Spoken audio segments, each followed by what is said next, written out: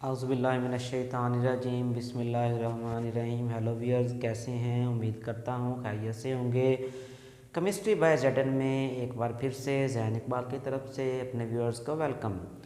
तो व्यूअर्स, हमारा topic basic topic जो है वो स्ट्रक्चर ऑफ एटम्स है, जिसमें हमने जो है वो properties of electron, cathode rays, properties of proton, positive raise, properties of neutron, और उसके बाद जो है वो रदरफोर्ड के मॉडल को जो है पढ़ा था, फिर defects in Rutherford model, observation of Rutherford और रिजल्ट्स ऑफ रदरफोर्ड को स्टडी किया था।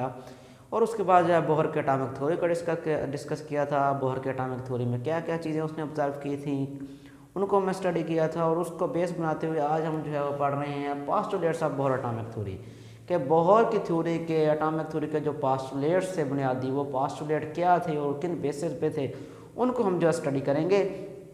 तो व्यूअर्स, ये इंपॉर्टेंट लॉन्ग क्वेश्चन है एग्ज़ाम के पॉइंट ऑफ व्यू से, postulates of Bohr atomic theory. और जैसे ही बोहर के एटॉमिक थ्योरी के हम पोस्टुलेट स्टडी करेंगे, हम देखेंगे और जो है वो अंडरस्टैंड करेंगे कि वो जो रदरफोर्ड के डिफेक्ट्स थे कि स्पेक्ट्रम कंटिन्यूस क्यों नहीं है, लाइन क्यों है, या एटम की एनर्जी जो है वो कम क्यों नहीं होती। तो ये सारी चीज़ें जो है वो बोहर के एटॉमिक थ्योरी के अंदर जो है वो क्लियर होने जा रही हैं।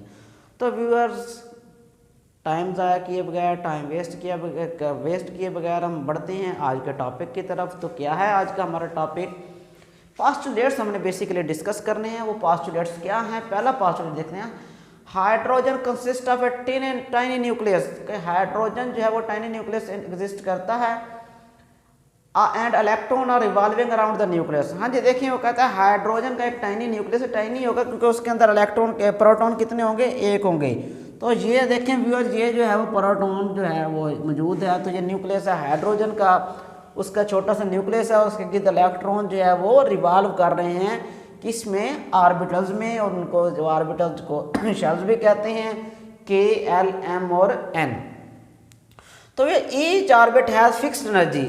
हाँ जी, देखें ये जो मैंने K, L, M, N orbit जो ऑर्बिटल्स का जिक्र किया है, इनकी एनर्जी फिक्स्ड है। ये नहीं है कि हम कहें कि इनकी एनर्जी जो है कभी कम हो रही है कभी ज़्यादा, नहीं। इलेक्ट्रॉन्स की एनर्जी वेरी कर सकती है। जैसे इलेक्ट्रॉन की एनर्जी एक शेल जिसमें मौजूद है उससे ज़्यादा होगी तो वो जंप कर देगा, किसी और शेल में अगर कम होगी तो वो लोअर शेल में जंप कर। मगर अगर इलेक्ट्रॉन्स की एनर्जी तब तक फिक्स है जब तक वो एक फिक्स शेल के अंदर जो है एग्जिस्ट करते हैं, क्योंकि शेल की एनर्जी फिक्स्ड है। Fix orbit fix energy. हाँ देखें, बहुत इंपॉर्टेंट बात कर गए हैं बहुत। वो कहते हैं कि ऑर्बिट जब तक फिक्स रहेगा एनर्जी भी फिक्स रहेगी। देखें, अगर एक इलेक्ट्रॉन जो है वो K के अंदर मौजूद है तो उसकी जो भी एनर्जी होगी वो फिक्स्ड होगी एनर्जी। जैसे वो K से L में मूव करेगा तब उसकी एनर्जी क्या करेगी? वेरी करेगी जब वो जंप करेगा। अगर K में रहेगा तब तक एनर्जी उसकी फिक्स है। अब ये जो एनर्जी का difference delta E2 minus E1, ये जो E2 है जो है इसको कहते हैं हायर ऑर्बिटल, और E1 जो है इसको क्या कहते हैं? Lower orbital. तो इन दोनों का वो जो डिफरेंस आएगा वो डेल्टा E। तो मीन हायर ऑर्बिटल की एनर्जी क्या है? ज़्यादा है, और हायर से लोअर को जो है क्या करना है? माइनस करना। तो जो एनर्जी का डिफरेंस आ जाएगा।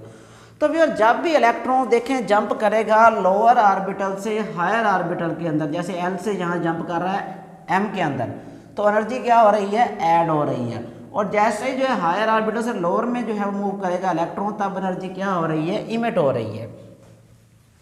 इलेक्ट्रॉन्स, अब ये जो इसमें जो है एनर्जी का डिफरेंस जो है ये किसके इक्वल है? HV प्लांक्स कांस्टेंट, जिसको H को कहते हैं। H की वैल्यू आपके सामने है, MCQ के पॉइंट ऑफ व्यू से इंपॉर्टेंट है। 6.63 मल्टीप्लाई बाय 10⁻⁻34 जॉल सेकंड। तो ये प्लांक्स कांस्टेंट क्या है, किससे रिप्रेजेंट किया जाता है, उसकी वैल्यू क्या है, ये आप लोगों ने याद रखनी है।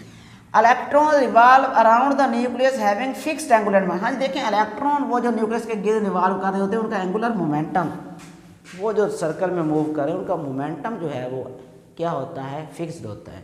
और एंगुलर मोमेंटम को रिप्रेजेंट किया जाता है mv से। P = mv, आप लोग जो है वो फेमिलियर हैं फिजिक्स में, P = mv।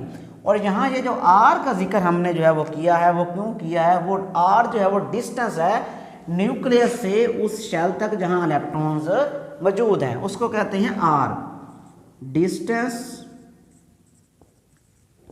From nucleus to the position of electron, जिस शेल में एग्जिस्ट कर रहा है। एन जो है वो होगा, एन की वैल्यू 1 2 3 4, N1 होगा K, L2 होगा तो L, N3 होगा तो M, N4 होगा तो N। H प्लांक्स कांस्टेंट है, आप ऑलरेडी जो है फेमिलियर हैं प्लांक्स कांस्टेंट। मैक्स प्लांक्स ने जो है वो कांस्टेंट जो प्रोवाइड किया था, जिसने जो है वो मैक्स प्लांक्स ने जो है वो नोबेल प्राइज़ भी मिला है 1918 के अंदर केमिस्ट्री में। तो ये मैक्स प्लांक्स ने जो है बेसिकली क्वांटम थ्योरी जो है वो दी थी, और उसी क्वांटम थ्योरी को बेस बनाते हुए जो है वो बोहर ने जो है फिर अपना थ्योरी जो है पेश की थी, प्लांक्स की क्वांटम थ्योरी को बेस। तो व्यूअर्स ये तो था सिंपल सा टॉपिक, इसके सिंपल से पास्टुलेट थे, तो हम इसको समराइज करने जाते हैं। पास्टुलेट क्या है? Hydrogen consist of what? देखिए आपके सामने एक टाइनी से जो है वो न्यूक्लियस है, उसके इलेक्ट्रॉन इवॉल्व कर रहे होते हैं। जब भी इलेक्ट्रॉन एक फिक्स्ड ऑर्बिट के अंदर होंगे तो एनर्जी क्या होगी? फिक्स्ड होगी। जैसे लोअर से हायर में जाएगा एनर्जी अब्जॉर्ब करेगा, और हायर से लोअर में आएगा एनर्जी इमिट करेगा। और जब तक जो है वो फिक्स्ड के अंदर इलेक्ट्रॉन एग्जिस्ट करेगा ना, देखें ये एक शेल है, अगर वो इसमें रहेगा तो कोई उसकी एनर्जी बढ़ेगी या कम नहीं होगी, उसकी फिक्स नहीं। जैसे वो इस ऑर्बिटल को छोड़ के जो है वो हायर में जाएगा एनर्जी अब्जॉर्ब करेगा, और अगर इस जो है वो ऑर्बिटल से लोअर में जाएगा तो एनर्जी इमिट करेगा, रिलीज करेगा। वो जो एनर्जी का डिफरेंस होगा वो डेल्टा ई से रिप्रेजेंट किया जाता है। एच जो है प्लांक्स कांस्टेंट है, प्लांक्स कांस्टेंट की एक वैल्यू है जो आप लोगों ने ज़हन में रखनी है एमसीक्यूज़ के पॉइंट ऑफ व्यू से। और जब इलेक्ट्रॉन जो है वो रिवॉल्व कर रहा होता है न्यूक्लियस के गिर्द, तो उसका एक फिक्स एंगुलर मोमेंटम होता है। मोमेंटम को वैसे P = mv होता है, मगर एंगुलर है, एंगल में है, तो वो डिस्टेंस जो न्यूक्लियस से वैलेंस इलेक्ट्रॉन जिसमें एग्जिस्ट कर रहा है जिस शेल में, उसके दरमियान जो डिस्टेंस होगा उससे r से रिप्रेजेंट किया जाता है। mvr = NH/2y। और यहाँ n क्या है? n रिप्रेजेंट करता है नंबर ऑफ शेल्स को, n = 1 shell mean k, n = 2 shell l, और n = 3 शेल जो है m, और n = 4 है शेल n। तो फिर ये तो था आज का हमारा टॉपिक। अगर कोई बात समझ ना आई हो तो कमेंट सेक्शन में जाके पूछ सकते हैं, ज़ैन इकबाल आपको रिस्पॉन्स देगा। और अगर समझ आ गई हो तो फिर उसको जो है वो क्रैमिंग करना, याद करना आप लोगों पर है। तो व्यूअर्स मिलते हैं एक नए टॉपिक के साथ, एक नई वीडियो के साथ वेरी सून। तब तक के लिए अल्लाह हाफिज़।